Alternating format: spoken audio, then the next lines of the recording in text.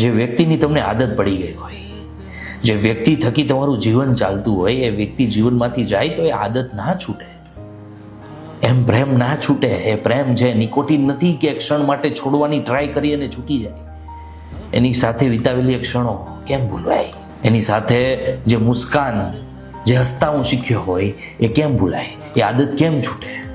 ના છૂટે, ક્યારેય ના છૂટે. જ્યારે એવું કોઈ વ્યક્તિ કે જેના ઉપર તમે તમારું આખું જીવન વિતાવી નાખવા તૈયાર હોય, જે વ્યક્તિ સાથે તમે હર એક સુખની પળો, હર એક દુઃખની પળો વિતાવવા માટે તૈયાર હોય, એ વ્યક્તિ સાથે તમારા બધા સપના પૂરા કરવા માટે તૈયાર હોય, એ વ્યક્તિ જ એની આદત પાડીને જીવનમાંથી વયું જાય. અને પછી એ વ્યસનની માફક અંદરો અંદર એટલું રુદન કરાવે, તમને અંદરો અંદર એટલા ખોખલા કરે કે તમારી લાઈફ પૂરી થઈ જાય. એટલે ક્યારેય કોઈને છોડવા નહીં.